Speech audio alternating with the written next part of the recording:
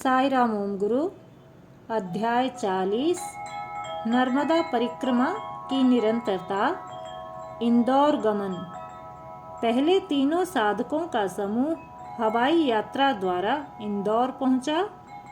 इंदौर के खजराना चौक में स्थित गणेश मंदिर बहुत प्रसिद्ध है।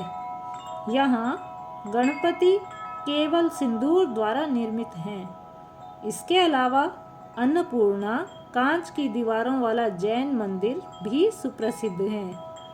चारुकेश्वर आश्रम, जहाँ गुरु परंपरा का अनुसरण किया जाता है, में ओम गुरु तथा दोनों स्वामी जी 2 दिनों तक रुके। वहाँ उनकी भेंट राधा चैतन्य नामक एक सन्यासी से हुई। हमेशा चेहरे पर मुस्कान रखने वाले स्वामी जी निर्मलानंद स्वामी जी के परम मित्र हैं। उनके गुरु की समाधि वहीं पर थी, जिनके तीनों ने दर्शन किए। चारुकेश्वर आश्रम की विशेषता है कि वहाँ सन 1986 से राम नाम का कीर्तन, श्री राम जय जय राम का जप बिना रुके चलता रहता है। समाधि दर्शन के लिए आने वाले स्थानीय लोग भी राधा चैतन्य जी के साथ राम नाम का स्मरण करते हैं। चारुकेश्वर से ओम गुरु तथा दोनों स्वामी जी ने मध्य प्रदेश के खांडवा जिले में स्थित ओमकारेश्वर मंदिर की ओर प्रस्थान किया। यह मंदिर नर्मदा नदी के बीच शिवपुरी नामक द्वीप पर स्थित है। यह भगवान शिव के 12 ज्योतिर्लिंगों में से एक है। शिवपुरी द्वीप महेश्वर के प्रणव मंत्र ओम के आकार में है। द्वीप पर स्थित पहाड़ का नाम भी ओमकार पर्वत है। इस पर्वत के चारों ओर 7 किलोमीटर का परिक्रमा पथ बना है। द्वीप पर जाने का साधन केवल नाव है। दयालु भगवान की अनुकंपा से ओम गुरु को ओमकार पर्वत की परिक्रमा का सौभाग्य भी प्राप्त हुआ। एक विचित्र महात्मा। वापस लौटते समय लगभग 1.5 किलोमीटर की दूरी पर ओम गुरु एक महात्मा जी से मिलने गए, जिनका नाम शुकदेव था। उस स्थान पर अत्यधिक ऊर्जा का आभास हो रहा था। शायद इसका कारण था कि महात्मा जी न तो किसी से बात करते हैं और न ही किसी की ओर देखते हैं। वे पूरे समय समाधि स्थिति में ही रहते हैं। शुकदेव महात्मा जी सदैव भूमि पर लेटे हुए रहते हैं।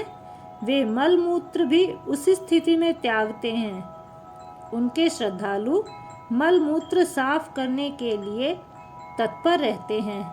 विशेष बात यह है कि शौच क्रिया वहीं होने पर भी वहाँ थोड़ी भी दुर्गंध नहीं आती, अपितु सारा वातावरण भीनी भीनी खुशबू से सुगंधित रहता है। स्थानीय लोग भी उनमें बहुत श्रद्धा रखते हैं। केवल आगंतुक को देखने के लिए महात्मा जी अपनी आंखें खोलते हैं, फिर पुनः बंद कर लेते हैं। उन्हें न तो सांसारिक मुद्दों पर चर्चा करने में कोई रुचि है और न ही खाने पीने में। कभी कभी वे भक्तजनों की प्रार्थना के आगे झुककर थोड़ा सा भोजन खा लेते हैं, जबकि कभी कभी भोजन कराने की जिद पर जब कोई पास में जाता है तो उसे धक्का दे देते हैं। उनके धक्के में इतनी शक्ति होती है कि व्यक्ति 30 फुट की दूरी पर जाकर गिरता है। महात्मा जी एक महान तपस्वी का सजीव उदाहरण हैं। वे स्वयं में श्रद्धा रखते हैं तथा सदैव प्रसन्न चित्त रहते हैं। उनके दर्शन पाना, उनसे भेंट कर पाना अपने आप में किसी उत्सव से कम नहीं।